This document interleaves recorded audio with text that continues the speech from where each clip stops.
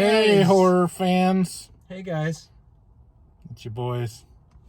We watched Candyman. The Candyman can because he sprinkles it with fun and makes your world taste like blood. Yeah. So we watched I don't know, what would we call this? Candyman I guess 2021. I guess it is kind of a sequel. It It's is a soft reboot. It is. No, this is a hard sequel.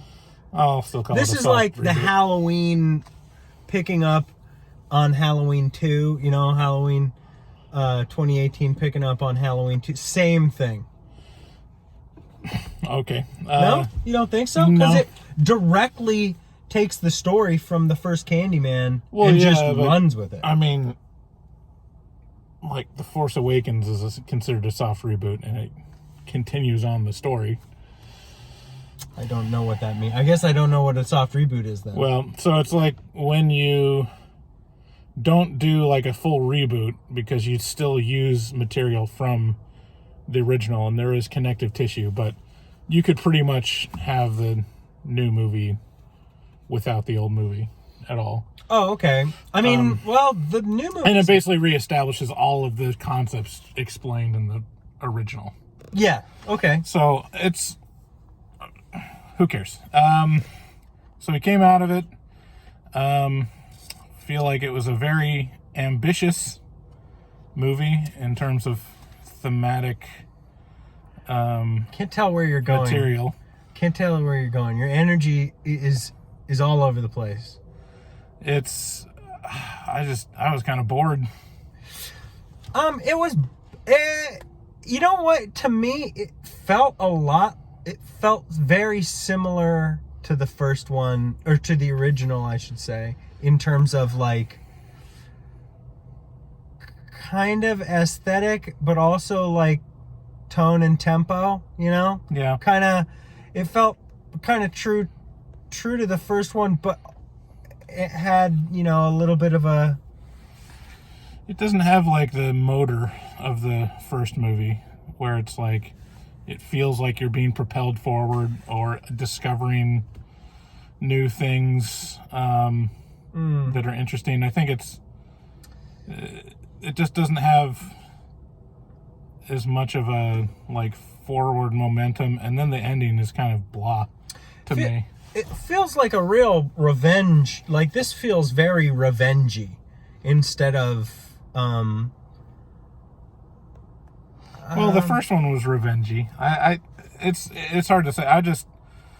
I wasn't super engaged with it. I think I understand what they're trying to do with it, of like expanding the meaning or the concept of Candyman. Yeah. You know, they talk in the trailers how it's not just Candyman, he's the whole hive. And I think they could have done more with that. They could have really like delved into the different stories and featured these different representations of Candyman. I think they kind of slow played it a little too much. And then some of the other concepts with the main character, the protagonist, I didn't really get what they were going for a long time, and then in the end they kind of it's kind of pointless in the end. I think that makes you racist. No, I'll say, like, okay, that's it. I didn't see you going in this direction with this. But never, I certainly don't hold it against you. I can definitely see where you're coming from. I think it engaged me because recently I've been having thoughts and conversations regarding specifically gentrification, what it is, how it affects people, and kind of it being sad and unavoidable all at the same time. And this movie that was like a big focal point of this movie, and so I felt initially engaged by that, and then I continued to kind of, I don't know, I continued to want to find meaning throughout, and so I did. You know, like, I was initially engaged with it thematically, and then and then I just kept like pulling at straws, you know, being like, oh, like this. Yeah, I mean, there's some interesting stuff in there. I'm not saying that there's like that they completely fail. It's just they didn't go too far with it. They didn't go far enough with it, exploring some of the themes, and I just don't think the main storyline or the plot really was interesting enough. Like, I wasn't connected with the main characters very much. The first one, you're like very interested in the protagonist and following her on her discovery and like actually worried about what happens to her. All the characters in this, you're like, okay. It's kind of like they're all take it or leave it, you know, they're all kind of slasher fodder. I don't know if there's anyone that you really draw towards emotionally. I mean, I definitely felt for the protagonist in this, and his girlfriend, but I will say that the ending, while pretty cool, was also a little bit, it felt like a little bit of a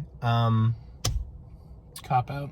Not a cop out, just like oops, I came too early, you know, like it was good, I still came, but also I was like, wait, that was it, you know, like, yeah, she was kind of like, hey, wait, can we, you know, no, it's all done. I was honestly starting to doze at the end. Like, that's... Wow. Yeah, I mean, I was like, oh yeah, I should probably open my eyes and watch this part since it's the very end of the movie. Yeah. But like comparing it to the original, it's like the ending of the original is so much more powerful, and like it reaches a peak that this one does not at all. It kind of like, there's no really culmination. It's just the end happens. Yeah, and then you're like, oh, is that it? Yeah. And she's like, mm-hmm. And you're like, mm-hmm. Yeah, a little bit.